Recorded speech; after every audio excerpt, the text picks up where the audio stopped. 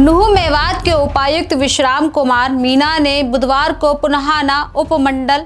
सचिवालय स्थित एसडीएम तहसील अंत्योदय सरल केंद्र उप कोषाधिकारी सहित अन्य सरकारी कार्यालयों का वार्षिक निरीक्षण किया। निरीक्षण के दौरान उन्होंने रिकॉर्ड प्रबंधन, कोर्ट केस इंतकाल, स्वच्छता व्यवस्था और प्रशासनिक कार्यों की गहन समीक्षा की।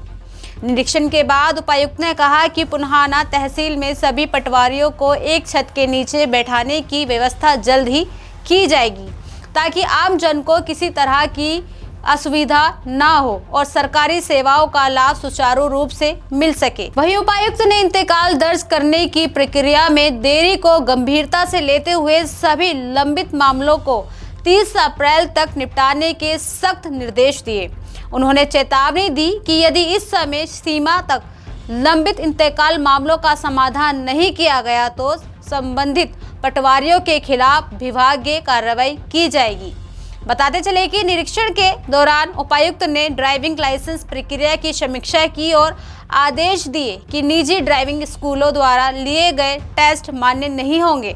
उन्होंने अधिकारियों को निर्देश दिया कि लाइसेंस के लिए आवेदकों की जांच और टेस्टिंग प्रक्रिया एसडीएम कार्यालय में ही पूरी की जाए। पत्रकारों से बातचीत में उपायुक्त ने बताया कि पुन्हाना तहसील में तहसीलदार और उप तहसीलदार के पदों पर जल्द ही नियमित नियुक्ति होंगी, जिससे नागरिकों को प्रशासनिक कार्यों में किसी प्रकार की परेशानी न हो। देखिए हमारे संवाददाता यूनुस अलवी की खास रिपोर्ट।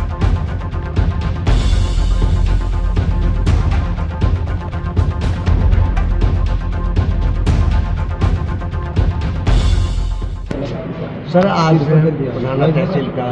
एसडीएम ऑफिस का तहसील का अन्य कार्यालय का दौरा किया है, इंस्पेक्शन किया है, क्या खास पाया और क्या इंस्ट्रक्शंस दिए हैं, क्या आज जो ये एसडीएम ऑफिस, तहसीलदार ऑफिस और उपमंडल स्तर के अन्य कार्यालयों का जो निरीक्षण था, ये उपायुक्त का जो वार्षिक निरीक्षण होता है उसके तहत ये आज निरीक्षण हुआ है, जिसमें कोर्ट की पेंडेंसी, इंतकाल की पेंडेंसी, दफ्तर में फाइलों का रखरखाव, कोई नवाचार, दफ्तर में कर्मचारियों के बैठने की जगह, आम आदमी की ग्रीवेंसेस का निपटान, इन सब का इसमें अवलोकन किया गया। उसमें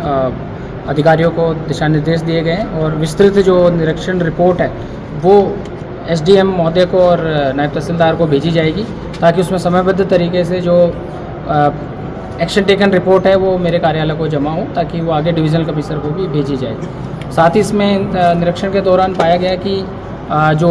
इंतकाल है, म्यूटेशन की पेंडेंसी जो है कुछ पटवारियों की, कुछ गाँवों की, वो काफ़ी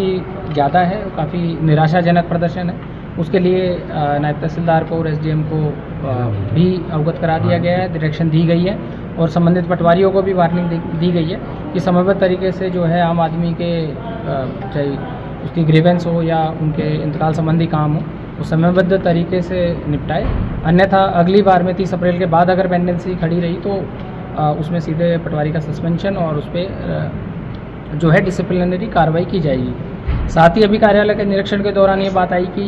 जैसे हमारे यहाँ पटवार खाना जो है वो शहर में पुरानी हाउसिंग बोर्ड वाली बिल्डिंग में है, तो आम नागरिक को एक ही काम के लिए पहले पटवार खाने जाना पड़ता है, फिर सरल केंद्र आना पड़ता है, तो इससे आम आदमी को काफ़ी दिक्कत होती है। तो हमने अभी 2 हॉल का निरीक्षण किया है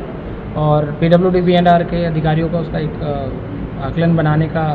दिशा निर्देश दिया है और जल्दी हम पटवारियों को इसी बिल्डिंग में शिफ्ट कर देंगे अगले 2 से 3 महीने में, ताकि एक छत के नीचे जो